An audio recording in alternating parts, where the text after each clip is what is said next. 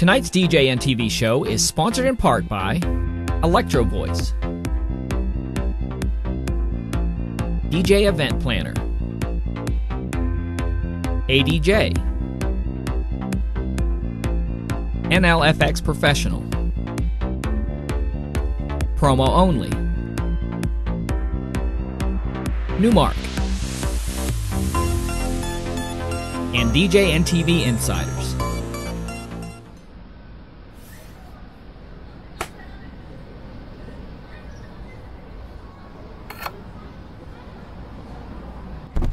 Hi, this is John Young with the Disc Jockey News and Disc Jockey News TV. Thank you for joining us tonight out on Facebook and out there on YouTube. For tonight's show, we've got... Hey, welcome to DJ NTV Live Hangout with myself, Mitch Taylor, John Young, and the rest of the crew here on this Monday night. Thank you so much for joining us. I greatly appreciate it. We've got sales talk here tonight, so if you have questions, I'm happy to answer them. I'm a Gittimer licensed trainer, been involved in the DJ world in some way, shape, or form for the last 4 years. Yes, he is 29 years old, ladies and gentlemen. 29 years old. So happy to help. I've been the single op, I've been the multi-talent company, and pretty much everywhere in between. And kind of one of my claims to fame, if you will, is growing a company from absolutely nothing to a six-figure business and sustainable six-figure business in a town where the closest Starbucks was literally 65 miles away until this past March. We finally got one. Wow. Wow. It's the size of a Meijer, but, you know, it's still a Starbucks, so kind of official. Exactly. So anyway, that's it. So happy to take questions, answer questions, whatever you got here tonight. Well, Mitch, let's start off with one example of a situation that I've had come up here in the last probably 10 days, I think 4 or 5 times, is that I'm starting to get the couples who are more the last-minute callers, Yes. last-minute shoppers. The people who, one was in May 2018, I had a June, a couple of July, and, you know, they're coming in and they're asking, you know, obviously price, because that's the first thing that they ask. Sure. What I'm struggling with is trying to identify quickly without investing a ton of my time if they're going to be in my, you know, if I have a chance or not as someone who is on the upper end of the rate scale. How would you suggest not wasting a ton of time but being able to get this figured out? The very first thing to me, John, is to always find out, there's 2 questions I always recommend asking right up front. Number 1, how did you hear about us? And number 2, what do you know about us as a company? So first off is how did you hear about us? So maybe one right now, frankly, that, let me see if I can pull up her information real quick even. This bride contacted me. Her wedding is literally, her wedding is July 28th this year. I got it right here. July 28th this year, and she's not looking for anything too expensive. Her wedding's at a venue that refers us all the time. Mm-hmm. The venue coordinator recommended me, said we work really well with her. And long story short, she ends up telling me her budget is only $750. That's okay. Yep. That's what her budget is that we know of right now. And that's okay. But I really just dialogued with her and had a conversation. And part of the conversation with her, my first response to her, John, I'll read it to you. Hi, what specifically are you looking for in a DJ? I'd love to chat with you more and see if we can help. You can set up a time at your convenience to chat with us here, and I gave her a link to set up a meeting with us by our virtual scheduler. And her response, I'm not really picky. All I want is someone who will keep it going. That's what a lot of brides would say, right? Heard that, yep. And so my response was, a true master of ceremonies will do that for you. Keep it going, in other words. Entertainment is what keeps your guests engaged and involved, and they're enjoying your night with your family and friends. If your DJ is only being paid $150 to $200, then they won't care much about the success of your wedding. What have you set for a budget, and how did you arrive at your budget for a DJ? That's where I ended it with her there. Mm-hmm. That's when she came out with, well, I really wouldn't want to spend more than $750. I'm still trying to figure out what everything costs. So I've been moving my budget around a bit as I learn. Sure. Fair. So we're continuing the conversation. And I think that's the biggest thing is you have to continue the conversation with her in some way, shape, or form. And I said in response to that, move around her budget, I totally get that. I related to her, you know. Mm-hmm. I agreed with her. And she says, it's hard to know what it costs when I've never done it before. So sympathize with her. Yeah. So I moved around my budget a bit. The venue coordinator explained you have several different people who work below you. And again, obviously I'm in a multi-talent situation, so I have more mouths to feed as well, right? Oh, yeah. Different price points that you can, stagger, if you will. And so basically ended up that I gave her a price quote. And did I give her a break because of the date? Yes, I did give her a break because of the date. Now, because of the date being fairly close? Or? Correct, fairly close. Fairly close, and we still have availability. Mm-hmm. There are many in the industry that will disagree with me on that. That's okay. For me, it's about making sure my talent is kept busy. Yep. Now, I'm not going, obviously, to go below, what it costs me with a little bit of profit margin built in too. But the point is that I still want to make sure we keep our name out there and that we keep getting referred and we keep our staff and talent happy and our clients happy too. So for me, that was just the conversation of how we kept it rolling, even though originally she came in at a price point that was literally half of what we normally start out at. Sure. So that's just how that one went. Everyone's different regards to what they want to do for their business, and I'm not going to sit here and chastise anyone. I would encourage you to know your numbers. Absolutely know your numbers. But beyond that, if you choose to take an event within, 2 months, 3 months, you got to know what your drop dead date is too. Yeah. Drop dead dates to me are important as well, which that's not really sales, it's more operations, but we can we can talk about it if you want. Well, yeah, I think that's a real thing though. When we're running a business, is that as a single op, if I'm a month out, the chance of me booking that are fairly thin, and that becomes, in my case, a choice of, okay, is that a weekend in which we could have some family activity and I can go that route, or is it a weekend where I really didn't plan anything for the family, and I don't like the phrase, but people refer to it as found money. That okay, I was really not doing anything anyway, so if I'm working at 2/3 my regular rate, I'm doing something. It's not really found money if it's below your profit margin and your cogs of doing business, in my opinion. Yeah. Then you're just going to drive more business at that lower rate, which, again, as long as you're operating above that baseline where you're at, then I'm okay with it because, again, and you have to justify it. I think that's the other key point here. You have to be able to justify if you are dropping a rate per se. Why did you?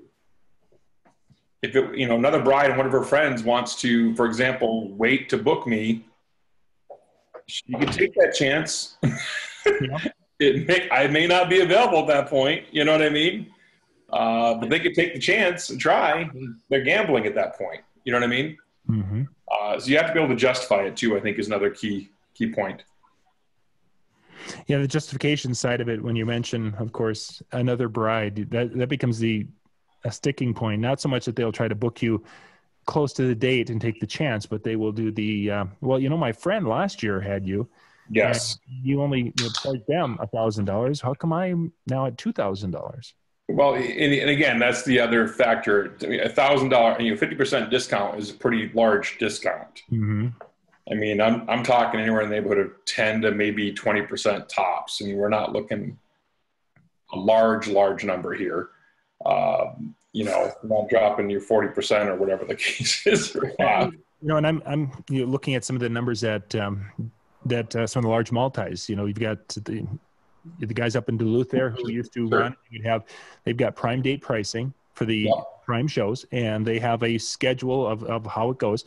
And Jude Walker had that where he went to a bridal show and he had he had this little catalog thing where it had every month, and you could go in. Oh, I want information for a June wedding, and you take that, and there were June prices, and then there was the January prices, which were a fraction of that. Sure. How they're running their business is certainly up to them, but there's depending upon how you work your model, there could be a swing of a 50%. That's okay. I'll give you that. I've done as much as a third, and I can tell you I got one coming up that's a third off of my normal rate. But here's why: it's a Thursday. Oh, wow. I mean, when am I going to get that again? You're not, So in that case, that bride gets me for a third. But that to me is truly found money. Yeah, I would agree. In that case, you're not, your business plan doesn't allocate for, or probably does not allocate for, those completely off the wall days, if you would. So. Yeah, how in the world you found a Thursday event? Yeah. Honestly, I had one this year. I had one last year. I had one on a Monday a few years back. Like, seriously, I don't know what it is, but we seem to have had at least one or maybe two of those over the last several years, 3 to 5 years at least. We've had one or two. So I think it was Labor Day last year, came on Monday.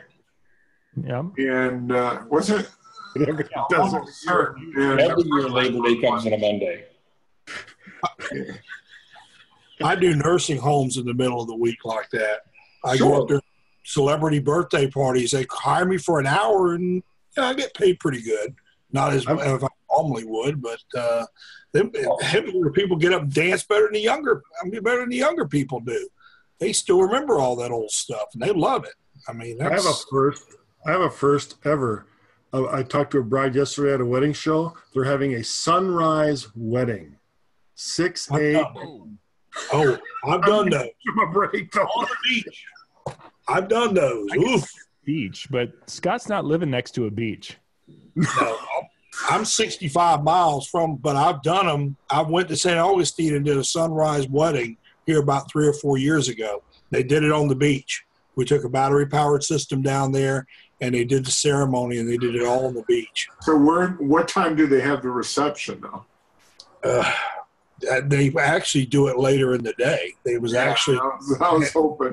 Oh, yeah. There's a 12. I've had a sunset wedding before. Those are nice. Yeah, those are pretty common. The ceremony was at sunset at 7:45 Central. Yeah. Around 1st of September, and then we went till 2:00 in the morning. I've had them May and June, and it wow. Usually, here in North Carolina, a lot of dry weddings, not a lot of alcohol. So I'm out of there in 3-4 hours. That cake gets cut, bang, they're running out the door. I need to share my story, probably not on this call, about that wedding at some point. It's a great story. Oh my God, Robin's on camera. Hey, Robin. Robin, wow. She went and got herself a webcam. Yay. Oh. Good kid. Well, lots of peeps joining us tonight. Yeah. She got the camera, but she didn't get the microphone. Oh. Someone from the Green Bay markets popped in here. I just can't tell who it is. Who's the phone number there? That's from Green Bay. 920 is Green Bay. Okay. So whoever that is, it's not popped on the screen yet. Yeah, they didn't. They don't have their name in their phone. I'm glad we have Patrick's iPhone joining us. Too bad Patrick couldn't be here.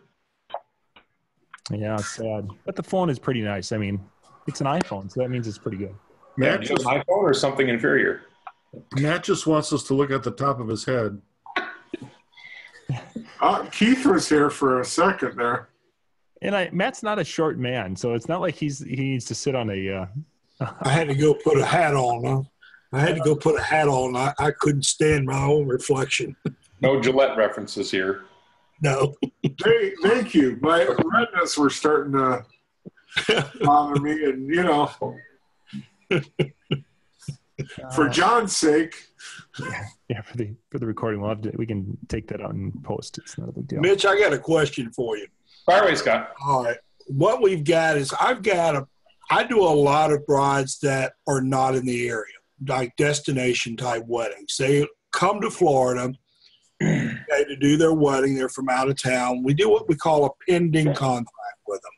I try to give them 6 days to get it back to me. I'll take credit card, anything to go ahead and lock the date down. I take 50% of the balance on everything I do. Okay, and what happens is it will go pending, and I'll of course email them as much as I can to say, hey, you need to go ahead and move this forward because it's all first come first serve. What I had happen to me last year was I had somebody with the same date. Well, guess what they did? They got their money in before them. The other people were delayed 2 or 3 weeks getting their money to me. I had ended up sending their retainer back to them and say, hey, you were too late. It stated on the contract at least 6 days, to return that back to me. I don't know if anybody else has had that problem or not. I know yes. I've had that problem before, and I've had that problem literally. It comes down to literally 1 hour, unfortunately. Yeah. Ouch. July 30th, 2005 was like that. Off top. No, not 2005. 7, something like that. But, in that case, you did the right thing. I mean, there has to be an expiration date on the contract. Yeah. When it expires, and if they missed it, they missed it, and just nothing you can do. I mean, that's just the way it is. Yeah.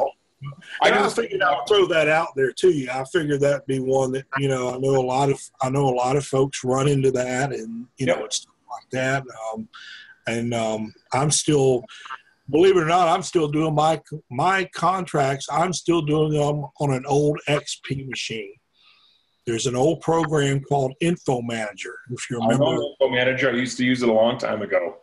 I still use it. Okay. I like it. It's there. Good. I open it up. I know what I can do with it. I can change it.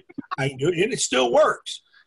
I bought it back in like 99 or 2000. Yep. I still use it. John, Scott, I'm just envisioning you starting a fire with Flint too, man. But they have these things called cars now. They do. So now horse and buggies, right? I know. I need to get on. I need to go ahead and start doing a web base. There's this thing you're on right now. It's called the internet. Mitch, that does bring up. I can get rid of my pager. I don't have to keep it any longer, right? No, no pagers. Yes, John. Well, as Scott was talking about that, one thing that came into mind is that, and I'm seeing this with some of my younger inquiries, ease of booking once they made the decision.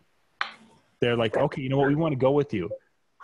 The idea that, and I think you've been working with your website to maybe create something that makes it so that you can connect with the younger person a little bit easier.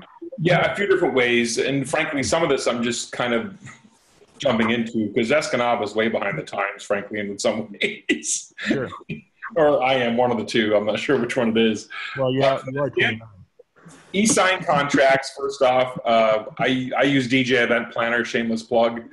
I'm a big fan of DJEP and I've been using e-sign contracts for quite a while to make it very easy for your clients to book you right away. They can log into their planning forms. They can make a payment through the payment portal. Make it super easy for your clients to do a planning meeting. And then we, of course, use Zoom. So for any clients you have that are destination clients, Scott, like you were mentioning earlier, using a service like Zoom that we're using here tonight makes it very easy to meet with your clients virtually if you need to set up your initial meeting with a client, discovery meeting, maybe it's a planning meeting, whatever it might be. And then there's a couple of awesome things about it that I love, which of course record is one of the big ones. Very easy to record a session on Zoom and be able to have it and put it into the client's folder inside of Google Drive or Dropbox, whatever you use for storage. for a client, then you have that for your staff. They can go back and watch the video. Or if during the sales meeting they say, oh, well, I got to talk to my dad. Great. I've recorded everything we've talked about here today. Send your dad this video, have him watch it, and now he hears in real time everything we talked about, how you reacted to what we talked about, and that he can hear it too. Now, whether dad watches the video or not, that's a different story. But you're one step closer. Mm-hmm. In regards to scheduling, something I literally just did recently was kind of update my process. I want to make it easy for clients to schedule time with us, so I went ahead and set up. We used to use something called Time Trade. It was great for setting up initial sales meetings. You know, clients go on our website and they want to book a sales meeting with us. They want to book an inquiry chat with us, that kind of thing. But now I've actually gone a step further and integrated into my Google Calendar as well. And we're using a service called Schedule Once, which is very simple. Integrates with Google Calendar. It's push-pull, so it automatically sees what you have, what you don't have for meetings. And a client can go right into the website and schedule a meeting right from the website, pulls into my Google Calendar. Everything's set up. Makes it very easy to schedule meetings with clients, either for initial meetings or final planning meetings as well. So that's another thing we've done recently. Again, to me, it's about how can you make it easier for them to do business with you. Mm-hmm. And whether that's e-sign contracts, scheduling meetings, time to chat, whatever it is, that's the way to do it. Well, I use a program, and I use on my website, I use what it's called Gig Builder.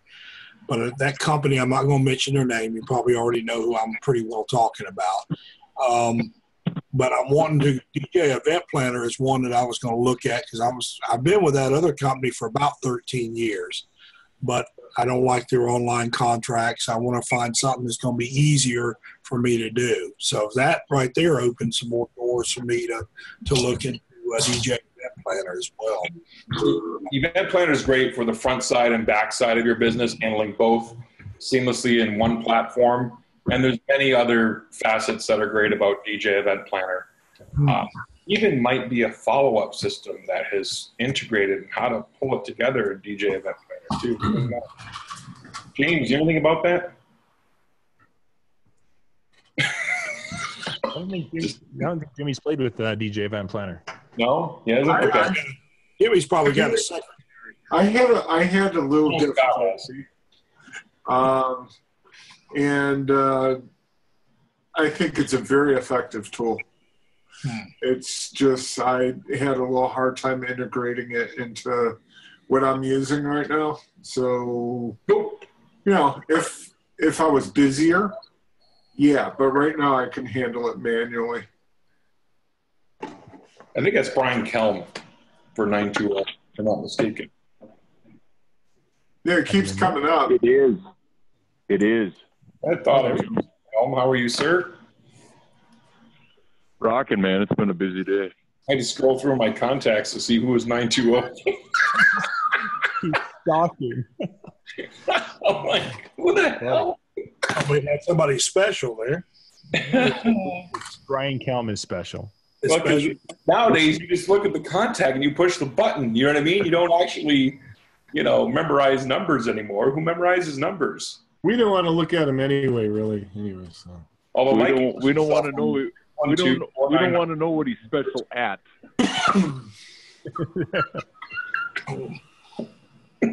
Try to bleep that out, John.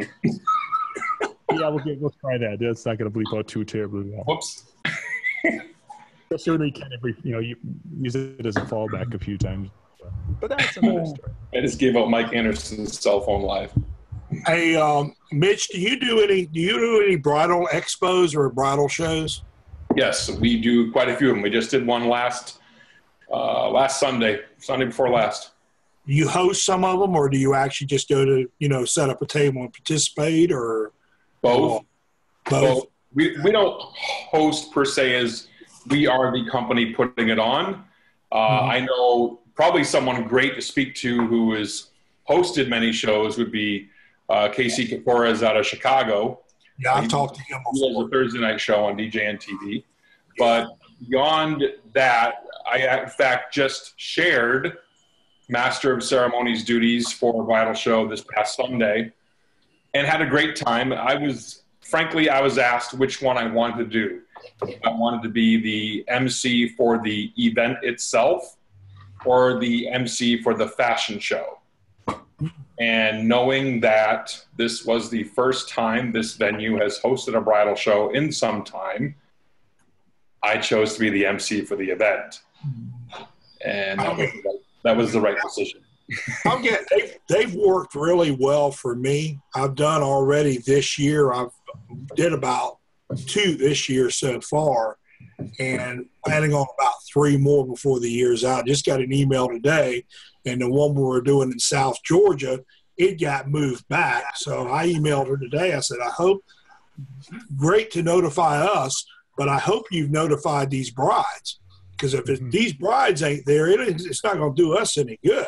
So in Florida, that happens. Hurricane last year moved another show back, and I told her, I says, look, I may not do it next year because the brides didn't show up to the new, when they had to move it, and reschedule it again. It was a small show, understandable, but there could have been, 5 brides showed up, man. I was like, oh man. I said, didn't you notify these brides? I was like, you can't, I said, that's, I know that hurricane did that to us last year. We had the big hurricane come up through North Florida and really messed us up last year. And that kind of, upset it. But what I do with the bridal shows is I do both photo booth and DJ together as a package. We put a great package deal out, and the bride, they love it. They buy in. They love that combo. And I have someone that helps me with the photo booth part, and I do the DJ part. It all comes together. But we just bought it last year, the photo booth, and it's been packaging it, doing it by itself hasn't worked. But when you put it in with the DJ on the bridal shows, man, the brides, they grab onto it like crazy. Just to let you know that too, Mitch. I don't know if you have. Yeah, we do that. Yeah, it works, man. It's up here. Up here in North Florida, or down here in Florida, they do love it. They will grab onto it, and it pays for itself quick. It really does. But that's what we do on the bridal shows that I do here now. I used to just do DJ. The problem is you got 4 or 5 DJs there, and you get too much in one area. It's not good. But usually they'll have about 3, maybe 4. I just did one in South Georgia last month. We had 170 brides, and I just got through email, and a bunch of them were 2019 and 20 weddings. So, but I still. I got a question for you, Mitch. Do you find that everybody's going to more like individual, like for venues that host their own bridal shows? We've seen some of that. I have a local decorator that puts on a bridal show here every November, and we definitely participate in her show because she does it right. I've been a fan of her work. We have a local venue that just produced their first bridal show, as I said, recently, and I will absolutely do one with them again. They refer us a lot of business. In fact, I do their company employee party every single year. They have well over 700 employees, well over 700 attend the party. They probably have over 1,000 employees in their midst. So for me, it's a case of, yes, I've seen more people putting it on. The key factor, and it's funny you mentioned that, Jimmy, I had this conversation with a bride tonight, actually, at a sales meeting before we started. And she was at the show that I just mentioned, the one I just did, 9 days ago, whatever it was. And her comment was that she found it interesting that the venue seemed to push their stuff more. And I said, well, anyone who's putting on a show, the decorator's going to be pushing her stuff more. If you have a bridal shop hosting a show, they're going to push their stuff more. It's just the nature of the beast. They're spending way more time and effort and energy and resources into the show, they're going to want to make sure that they are featuring only their stuff. For example, one of these venues excluded other people like some of the services they were offering, if you will. Mm-hmm. Those are things you got to balance it, right? And find the right fit for you. In my case, this is a new show, but the reality is I already had a pre-existing relationship and a great relationship with this venue. So I absolutely am going to help serve them, be the master of ceremonies for the event, and help promote the other area businesses that were involved. So Mitch, I work at a television station, freelance for them. Yeah. You know, I used to work part-time there. Now I don't live in the same city as them, but I do have liberties where I can put together and produce my own shows, and one of them is going to be a virtual wedding show. Nice. Where I have several, like, there's a wedding cake place literally right around the corner. Mm-hmm. Down the street 2 blocks is the tuxedo place. Across the street is the caterer that actually did my wedding, and he's literally right across the street. So, and we have a couple other like gift clients that work with the station. So the whole idea is to pull our people that already know us together, and we're going to pull together to create something that'll generate us some money. And I got nothing into it. It doesn't cost me a dime. And it's just another form of advertising. Innovation is great. John, you started to say something. Yeah, you were just kind of alluding to or talking about the justification for doing a bridal show, and I wanted to kind of have you talk a little bit about the return you expect or want to get to continue a bridal show relationship. I had the conversation with Aaron Abrahamson there from Duluth, who's into the numbers. He can tell me exactly how much he's got, and that's crazy on that side. But you're doing some of the bridal shows, you're cultivating relationships that will pay down the road. So how do you decide which bridal shows you're going to stick with and which ones you're going to leave or try when you're looking at them? First off, there's not a lot of bridal shows around here to begin with. There are a couple in the Marquette, Michigan area. I attended one. They were very much all about their own stuff, almost exclusively. So that turned me off. So I just kind of stopped doing that one. Sure. So I don't really have to pick and choose. There is another one, I guess I will say, that I did choose not to do. Reggie's got a question. We'll get to that in a hot second, Reggie. But there was one I chose that we did for a while. We ended up not choosing to go back to because they weren't qualifying people. In other words, they weren't selling tickets. It was inside of a mall. And they just had people coming and going, and you didn't know who was a bride and who was who, and you had no idea. So at that point, while I liked the show producer, and she gave me a platform at a couple of shows where I actually was able to offer a timeline workshop where I had a chance to connect with some brides and really pull some in, I ended up turning that show away the last couple of years in a row because they weren't qualifying. The ROI just was not there. Mm-hmm. Thankfully, this other show popped up that made that fit, if you will.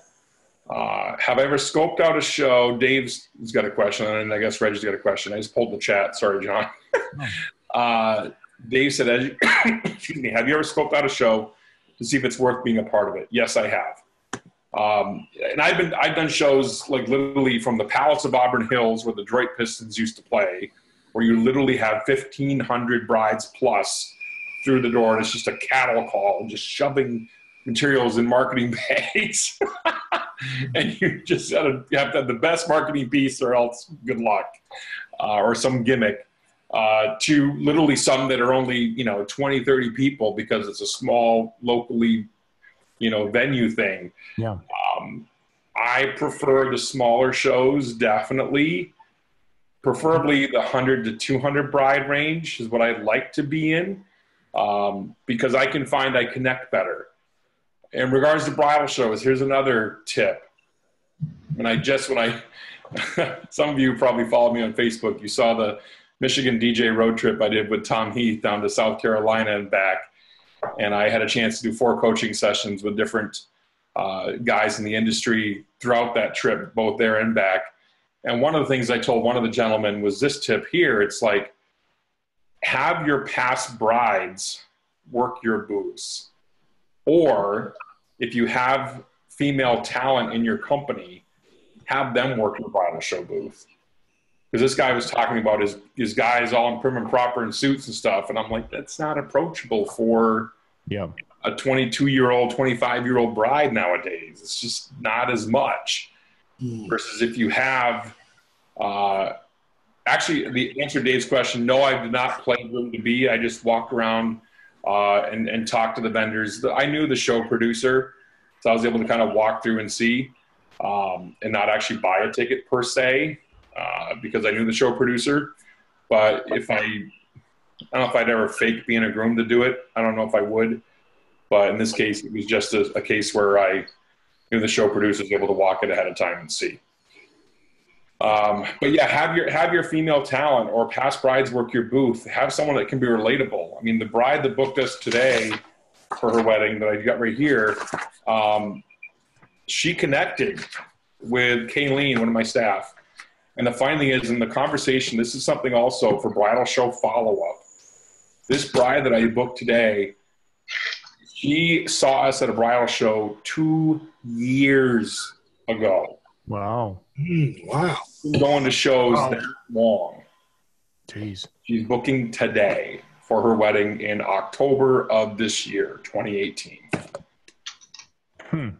Those girls are going to the shows even before they get engaged.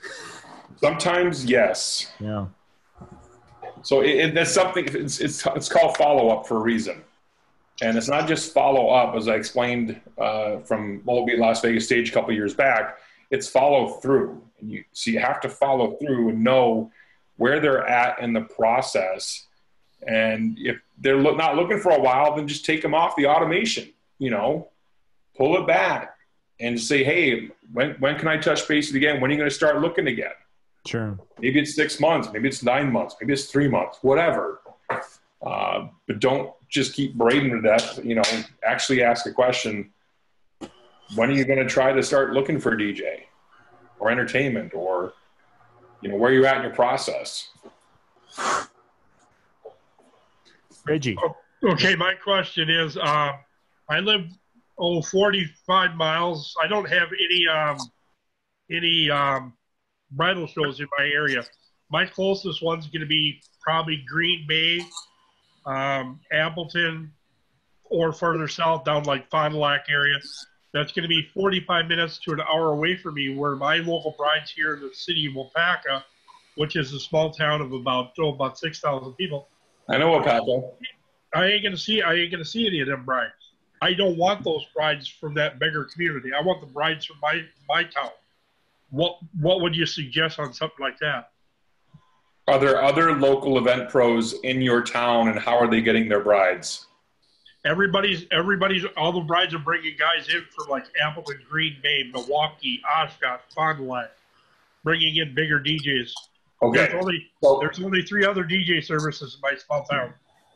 Okay. You may not like what I'm about to say. Go for it. If they are bringing in people from out of town, that could be because they don't like the options in town. So you either have to stand out and be different than what your perception is. Right. It could be just strictly a perception problem. Yeah. I even mentioned this morning on Live at 7:55 where I had heard through the grapevine about a bride who said we charge 10 grand for a wedding. And I'm like, I haven't charged 10 grand for a wedding yet. Which I thought was hilarious.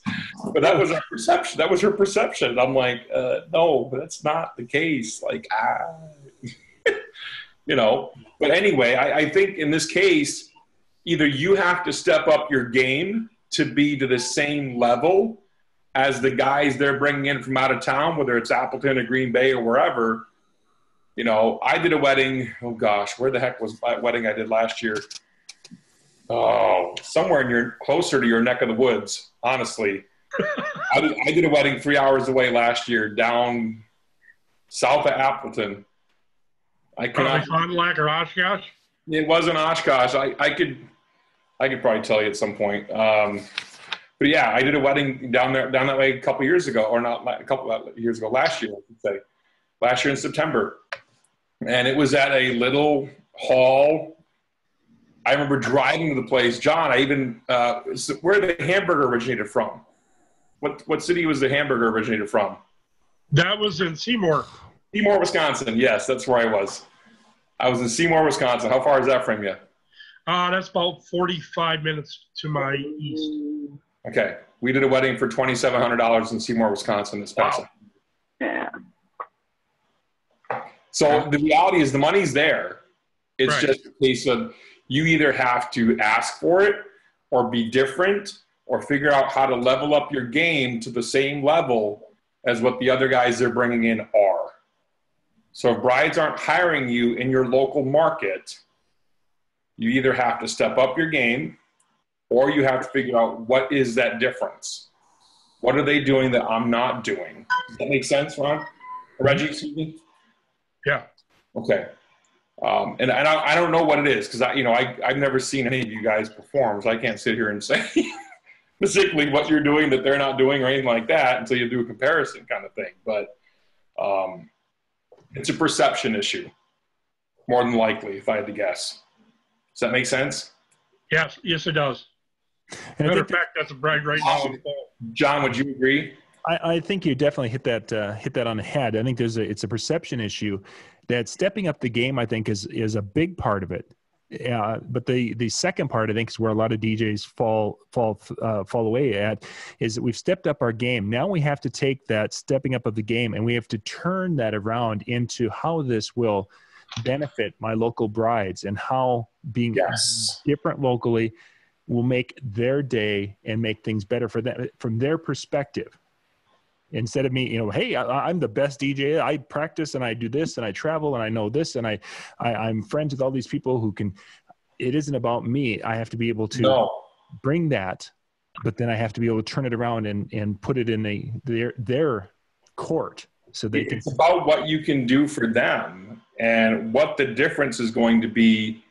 You have to paint the picture of you at the helm of their event, but not just you at the helm of their event.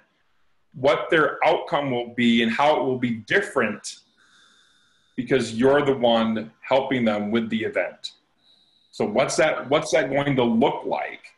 One of my favorite questions to ask a bride and groom is, if you could be a fly on the wall as your guests are driving home from your wedding, what do you want them to say? And Jeffrey Gittimer gave me the add-on to that, which, again, I thank him for giving it to me a long time ago, a year and a half ago, whatever it was, which was not only what do you want them to say, but in today's day and age, what do you want them to post on social media? Now, whatever they say, that's what they want. Mm-hmm. So now you have to give them what they want. How can you give them what they want? So if they want something over the top, something people have never seen before in this area, we don't want the same old cheesy, lame, what we've seen before. Well, then you got to break out of that same old cheesy, lame shell or perception of what they've seen before. How do you do that? You either need to do that live in front of them, or if you have video footage of an event that was completely different you've performed, now the proof is in video. So you can run with that. I got a monster question for you. Yeah. How do you make a bride that has a $200 to $400? That's all I want is a $200 to $400 DJ. All right. How do you make them understand the difference between a $400 DJ and, say, a $1,200 to $1,500 DJ? And what what is the quality that they're going to get back from their investment in putting more money into a better quality DJ? Because you have two questions there. All right. The first one is it's hard to do that. Part of it is what I discussed earlier, I would say, from the standpoint of when I explained to that bride, the very first thing I went to off my phone, I told you that conversation I literally just had with that bride last night. Now, I don't even know if she says she's going to email me back, and I sent her the meeting link and all that to pick a meeting this week. I don't know if she will. She may not. She came off of one of the wedding decorations, recommendation online garage program deals, you know what I mean? So who knows if she does or not. But I took a swing. I always want to swing. Mm-hmm. Always want to swing. Because you never know. But stating something to the fact of, if you have the local multi-op, if you will, or low, what you call lowball DJ or whatever the case is. I don't want to use those terms too derogatory, but I think you get what I'm saying. Someone who's only, being paid $100 or $200 total to take responsibility for the success of the event. Now, maybe you do that, maybe you don't. Everyone's different regardless of what they do. But for our couples, I tell them we step up to the plate. Ultimately, if you ask me to boil our services down into one sentence, we take responsibility for the success of your event. Mm-hmm. Period. Mm-hmm. Well, this last weekend, I seen a $50 DJ here in my area. The guy was just pretty much using a small mixing board about yay big and playing off of YouTube Red. Yeah. Okay, but it's not about the gear or what he's using. It's the outcome of what he's delivering, and does he care? And I would argue at $50, I would argue at $100, I would argue at $250, they don't care about the outcome of the event. And they got to realize, and something else, and everyone's different regardless of this comparison or not, but something I drew out from this bride was the fact that, in our area, $20, $25 a plate is average, or sometimes even high end, frankly. Mm-hmm. But if they're spending, let's say, 20 bucks a plate times 200 people, that's $4,000 for 1 hour of food. That's it. Yeah. So the reality at that point, $4,000 for 1 hour, now charging $1,500 or $2,000 or whatever the number is to take responsibility for the success of the entire event, that's pretty good value. Hey, Mitch. Yeah. You know what helps me? Fact that I am fully insured, both liability and equipment. But that standpoint with that goes, when I do these big hotels, like the big chain hotels like Marriott, Hilton, that's the first thing they want to know. Oh, yeah. Am I insured? That's a plus. Here's the thing, though, guys. How many other DJs can say exactly what you're saying? That's the question. Not everyone can say insured, but many can. So you have to be able to convey in your heart of hearts that you're a right fit for the event. Yeah. And believe in your heart of hearts that you're a right fit for that client. If you don't believe that, then you shouldn't be asking for the business, in my opinion, either. That's just my opinion. I've worked single op and small boutique multi. If you're running a large scale multi, then you probably just want to feed your guys and gals. Yeah. And I get that too. I'm just a single op. I had a multi op a long time ago when I started and had some issues with it and decided I would just be a single op, and that's kind of what I've stuck with. And it works for me though. I think anyone who's run a multi at some point has had issues. Oh yeah. I had a DJ showed up drunk at a wedding one time. That was really good. I wrote that check out real slow when I had to give that money back. Well, yeah, I gave it back not because I was asked to give it back. I gave it back as a company as to save my behind, because I was fixing to go into in the commode. But We've all had issues. No one can sit here and say they've never had an issue. If they say they haven't had an issue, I call BS. Sorry. I'm sorry. I refunded a client. This is a true story. Refunds are a dirty little secret about our business. They happen. We don't want them to happen, but you do your best to avoid them. But they happen. Yeah. But highly, I mean, What's the worst one you've ever had? Have done that at some point. Yeah. We got a celebrity on. We got a celebrity on the panel. It looks like it down there. We do have a celebrity in the panel. Oh, Jenny. Oh. I was looking around. I was like, who are you guys talking about? We can never see her eyes, but we know she's there. Yeah, Hi, guys. She's hiding. No. Celebrity in the house. Hi, Mitch. Hey, how are you? Hi, Mitch. I haven't talked to you in so long. I know. In forever. See, we have a thing. No, you guys keep talking. I didn't want to interrupt. I wanted to just join in because I just got home. we just put that in there a little bit. I'm sorry. I didn't mean to. Scott, no, keep talking. Scott, keep talking. Sorry. We're not going to talk about how Shane and I first met. Okay. Mitch, I have a wedding show question. Get that wedding show question. I think, what is it, Scott? Yeah. Go ahead. Who's got it? I do. Mitch, in a wedding show situation, I spend time, obviously maybe not even effectively selling myself, but and I know this is not the right way to ask this question, but I'm going to ask it this way anyway because I don't know how to ask it otherwise, is sure, probably.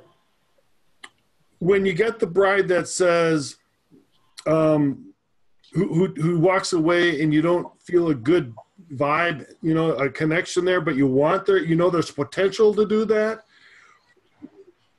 And I know there's not a magic line, but what are the elements of some sort of a magic line to keep them interested in continuing that conversation as they're almost walking away? There is no magic line. You have to start with connection or start with something that's going to throw a curveball. And again, I go back to having, female talent, past brides, whatever the case may be, work your boost. That's just my opinion. I found it works very, very well for me. Not that I want to be the hands-off owner guy. Like, that's not what I want to be, but it's just harder to relate sometimes to, the 22, 25-year-old brides as we get older, I feel, Do you compensate those former brides for working? Dinner. Yes, dinner to their favorite restaurant with their husband, typically $50 to $75 is what they get paid in most cases. But yes, absolutely. I like that idea. To answer that question, Scott, what are you starting out with? What's your first question? How are you first connecting with them when they come in the booth? Oh, I'm just excited. I start off with some enthusiasm. Hey, congratulations! When you getting married? Have you chosen a location yet? Do you think every other company is saying the same exact thing? Probably, I don't know.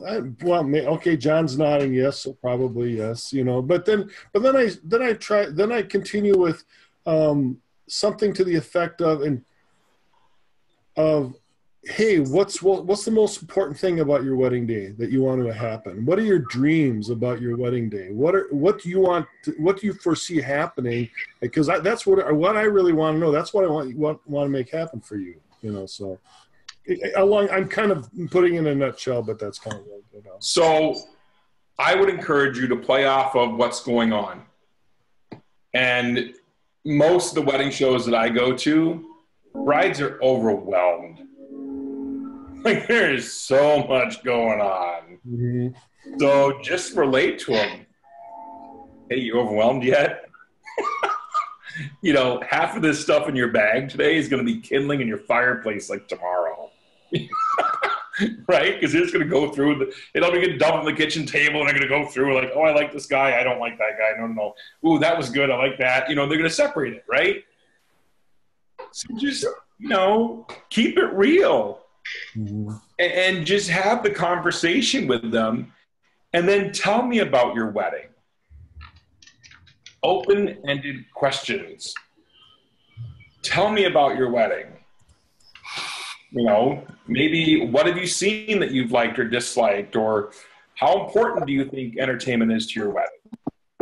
But don't get too deep. To me, it's just about where are they at in the process. Maybe they just started, right? The bride that has been going to wedding shows for 2 years, right? Maybe they literally just started. Or maybe they're right now, they're ready to go, and they need to book someone because their weddings is long. In other words, don't hold a gun to their head. Yeah, that's part of it. Don't hold a gun to their head, but also just try to relate to them, man, and what they're going through in this time in their lives, and they're excited. They just got engaged, and it's all new, and oh my gosh, I can't believe all this stuff. I never knew that this stuff existed, and maybe they did. Sometimes they do, but for me, it's just having a way to relate to them and connect with them on a human level is the most important thing to do. The reason why this bride is booking us is because Kayleen,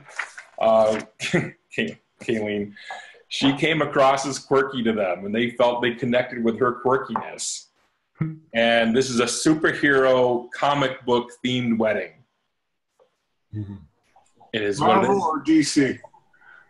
I believe it's DC, but I'd have to double check that. Very important. It is important.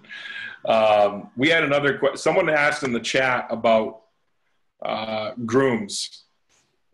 I don't have very many grooms. I occasionally had a groom work our show, but it's rare because the grooms just aren't in it. And the reality is for past brides, many times I find a lot of brides, they fall in love with the idea of getting married, not necessarily being married all the time. If that makes sense. Makes a lot of sense. And so, I'm sure John can sit here and feel the same exact way, I think. Maybe we just tell the groom to show up. Make sure you're there now. which is fine, but they want to get back in it, right? They love that feeling of getting married and being a part of all this stuff. And so when they get after the wedding's over, it's like, now what? So you're giving them an opportunity to kind of get back in it, which is cool. And a lot of them like that opportunity. So we've got just a couple of minutes if there's any last questions here. What's up, Jared? We got to shut this one down and start the other one in just a couple of minutes. Shut me down. Mitch can go and spend some time with his lovely bride. Or she'll be leaving him, telling Mitch to go, don't bother me. Hey, Mitch. No. Several years ago, I created something called the garter ball. And it's a Nerf football that I paint to look like, a tuxedo. I just simply take a Nerf ball, paint it black, and I put a white V down and then do a little artist work on it. And I use that occasionally to get the guys involved in, a lot of times it's hard to get them out there to catch the garter. But you put it around a Nerf football and they fight over it. Why aren't you selling these? I just never thought of... If you hand draw artistically, bride and groom's names or something like that, I bet you could sell those things if you wanted to. Jimmy is taking orders now. Well, I did it for a while and I just got away from it because I couldn't source the black Nerf balls. Nerf footballs that were full size. And then you start putting all those little spirals around them and all that. Wait for my first set of steak knives. Can't you just buy a white one and just put the garter around it or something like that? Yeah, it's hard to find blank ones now, full size without like spirals and weird things on it. It's hard to source them at a good price. Okay. I bought a dozen of them about 2 years ago, and they sent them to me, and they were the mini ones. And I'm like, come on, guys, you said this is a full-size Nerf ball.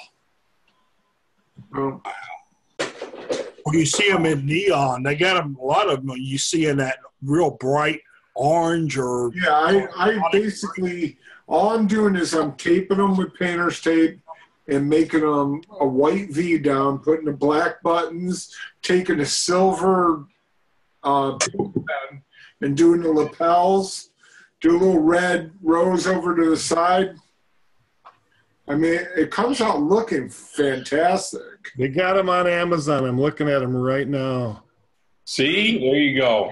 What, the ball or the garter ball? That's a black Nerf football that you can paint whatever you want on it. Oh, okay. I'm looking at a black Nerf football on Walmart.com. See, everybody. I guess I haven't looked in a while. I always look at Amazon. Amazon, you find everything. If it's not on Amazon, it don't exist. But if they're a Chinese maker, you can contact that company, even from Amazon, and tell them that you want a special order, and they will do it. They'll fill that order. Wow.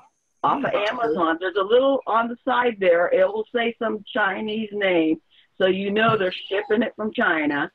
Okay. And it will say not in stock. You know, it'll say, you know, how things on Amazon are in stock. You won't see that, so you pretty much know it's coming from China. But you just go over to the right, contact them, because I've done that before. Well, maybe in a month or two, I'll have a bunch for sale. There you go. Right now, you can log in and ship them out. Yeah, make sure I get residuals on that deal. Remember your friends. Who told you can sell them? He'll charge us double. Always taking credit for my balls, huh? Hey now. Hey now. On that note, they're not That's what she said. I don't know. that went south quick. Gotta get you for that, Jimmy. Way to end the show. Well, they're I don't know for kicking, I right? don't know what I'm feeling. I don't know what I'm feeling. Jimmy, I fully expect you to have I'm not feeling nothing. a booth at Mobile Beat next year. All right, I just put, for those of you in the Zoom with the chat, it's in the Zoom chat here. Otherwise, for those of you watching later, we're going to be going to our next show in a little bit. You can find that out on our YouTube channel at youtube.com/JustJockeyNews. Mitch, thank you very much for fielding some questions. Thank you, John. Greatly appreciate the opportunity.